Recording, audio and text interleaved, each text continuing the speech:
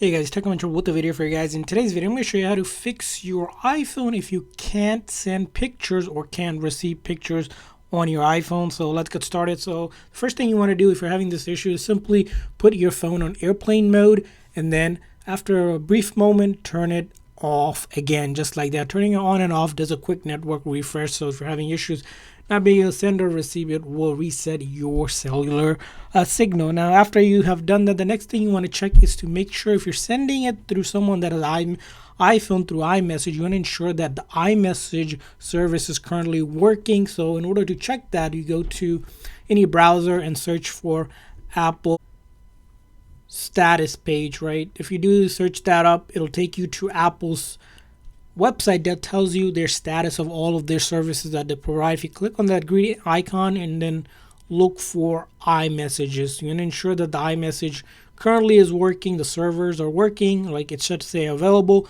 Now, if for some reason it says not available or an outage, you have to wait maybe sometimes a few hours or sometimes even less for Apple to fix it in order to send messages like pictures.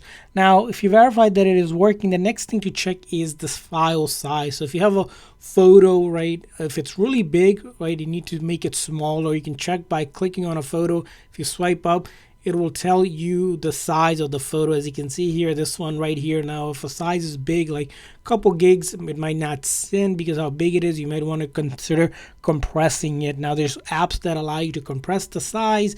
You can check those out, which we cover in another video. Now, after you check the size, the next thing you want to do is your setting in your iPhone. This time in the settings here, you want to go ahead into your messages. Now, a couple things in the messages setting. First thing, we need to verify you have iMessages turned on. Next thing is if you're sending it as a SMS or MMS, we want to ensure send as SMS is available. So if iMessage isn't available, you'll send through a regular text. So you want to ensure that setting is turned on. And another thing you can do also is this mode where you allow the messaging app to compress the image quality size to a lower one so it's smaller and easier to send. You can turn that toggle on, but keep in mind if you turn this on, it will make your photo image quality go down. So if you need a higher resolution, you might not want to do that, but this might be a way to fix it if it's still not sending or you can't receive someone's pictures. Now, after you have done that, the next thing to check out is to do a quick network reset by going to your settings, go to general, and go all the way down here where it says transfer reset iPhone. We're going to click on reset, and there's a reset network settings. Basically, when you do a network reset, it does resets of things like saved Wi-Fi password, any Bluetooth connected devices, and any network related setting that may be interfering. It will not delete any of your personal data. Take about 30 seconds to a minute to do. Just click on that reset and we'll do it for you. Now, after you have done that, hopefully it is working. Now, if it's still not working, the next thing you want to do is go ahead and force restart your iPhone. In order to do that, we're going to press and release the volume up, press and release the volume down, and then hold on to the side button until the screen goes completely black. See the Apple logo appear. At that time, you'll let go of that side button. So it's going to be the volume up, volume down, and then I hold on to that side button again. Volume up, volume down, one after another before holding on to that side button, just like that. And we're going to wait for the phone to completely go black. And we're going to see if the Apple logo appears now. Now, once the Apple logo appears, you let go of that. And this is known as a forced restart, which basically shuts down the phone software and reloads the code. This method will not delete, again, any of your personal data. So everything on your phone will be there, just reloading the code to fix any bug that may be impacting you from not being able to send or receive pictures on your iPhone.